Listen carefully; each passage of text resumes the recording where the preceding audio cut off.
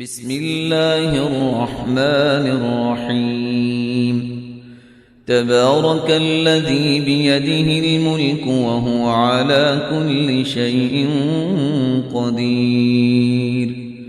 الذي خلق الموت والحياة ليبلوكم أيكم أحسن عملا وهو العزيز الغفور الذي خلق 7 سماوات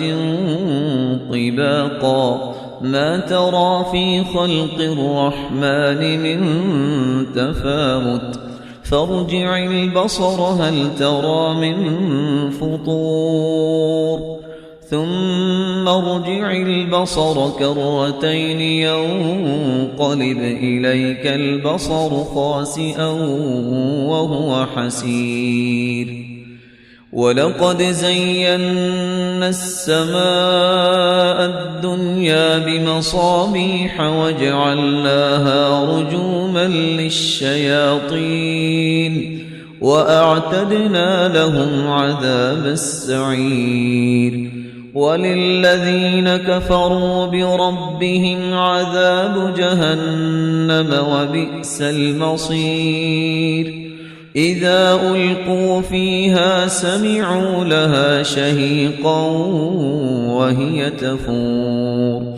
تكاد تميز من الغيظ كلما ألقي فيها فوج سألهم خزنتها ألم يأتكم نذير قالوا بلى قد جاءنا نذير فكذبنا وقلنا ما نزل الله من شيء إن أنتم إلا في ضلال كبير وقالوا لو كنا نسمع أو نعقل ما كنا في أصحاب السعير فاعترفوا بذنبهم فسحقا لأصحاب السعير إن الذين يخشون ربهم بالغيب لهم مغفرة وأجر كبير وأسروا قولكم أو اجهروا به إنه عليم بذات الصدور ألا يعلم من خلق وهو اللطيف الخبير هو الذي جعل لكم الأرض ذلولا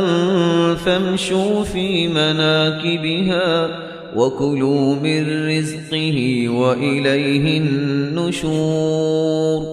أأمنتم من في السماء أن يخسف بكم الأرض فإذا هي تمور أم أمنتم من في السماء أن يرسل عليكم حاصبا فستعلمون كيف نذير ولقد كذب الذين من قبلهم فكيف كان نكير أولم يروا إلى الطير فوقهم صافات ويقبض ما يمسكهن إلا الرحمن إنه بكل شيء بصير أمن هذا الذي هو جند لكم ينصركم من دون الرحمن إن الكافرون إلا في غرور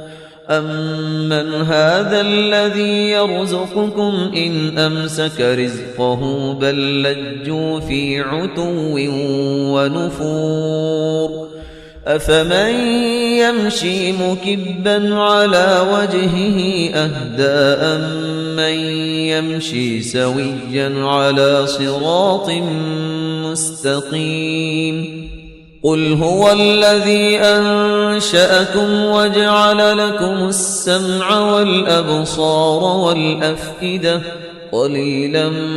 ما تشكرون قل هو الذي ذرأكم في الأرض وإليه تحشرون ويقولون متى هذا الوعد إن كنتم صادقين قل إنما العلم عند الله وإنما أنا نذير مبين فلما رأوه زلفة سيئت وجوه الذين كفروا وقيل هذا الذي كنتم به تدعون قل أرأيتم إن أهلكني الله ومن معي أو رحمنا فمن يجير الكافرين من عذاب أليم قل هو الرحمن آمنا به وعليه توكلنا فستعلمون من هو في ضلال مبين قل أرأيتم إن أصبح ماؤكم غورا فمن يأتيكم بماء معين